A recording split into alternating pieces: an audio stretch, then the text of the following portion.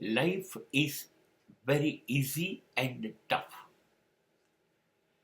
જિંદગી સરળ પણ છે અને પુષ્કળ મુશ્કેલ પણ છે.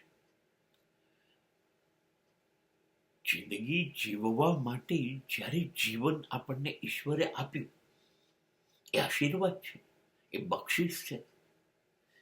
અને કીધું જા એક તક આપું છું, તારી જાતને સાબિત કર. આપણે આવી ગયા. હવે આપણા માટે આ દુનિયા, આ કુટુંબ, આ વાતાવરણ, તમામ વસ્તુઓ નવી છે. આપણને ખબર નથી. એટલે છે ને, તમે તમારી અંદર બધું જાણવાનું, આ શું છે, આ શા માટે છે, કેવી રીતે છે, કેમ કરવાનું, અને આશ્ચર્ય કહેવાય, સરપ્રાઈઝ. માણસ જ્યારે આ આશ્ચર્ય સતત રાખે ને, ત્યારે એને સમગ્ર બ્રહ્માંડ, સમગ્ર જીવનના બધા પ્રશ્નો અંગે માહિતી મળતી જાય, જાણતો જાય. એનું આશ્ચર્ય દરેક વસ્તુ એની સામે ખુલ્લી કરે, લઈ આવે, અને એટલો રાજી થાય. કેમ કે બધું જ એ કોઈને ખબર નથી એવું છે જેનો ઉકેલ નથી, માત્ર પ્રશ્નો છે.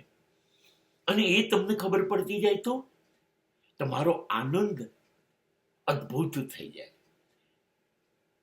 તમે જુઓ, બાળકો છે ને, એ કબૂતર બેસ્યું એ જોશે, ઉડ્યું એ પણ જોશે, કૂતરું આવ્યું એ પણ જોશે, ઝાડનું પાંદડું હલ્યું એ પણ જોશે. બાળકો એ પણ જોશે, આ ફૂલ છે, અરે તોડી પણ નાખું અને એને લઈને રમવું. જેનાથી રમવું એને તોડી નાખવું, અને પછી જે તોડી નાખવું એના માટે જીદ કરું. બાળકને દરેક વસ્તુ નવી લાગે છે, કેમ કે એનો જન્મ જ નવો છે. બધા સંજોગો નવા, માણસો નવા, સ્થિતિ નવી. એટલે એ બધું જાણવાનો પ્રયત્ન કરે છે. એટલે સતત એમાં રોકાયેલો રહે છે. આશ્ચર્ય એને એક પછી એક વસ્તુનું થયા જ કરે છે, અને એનોય આનંદ લે છે.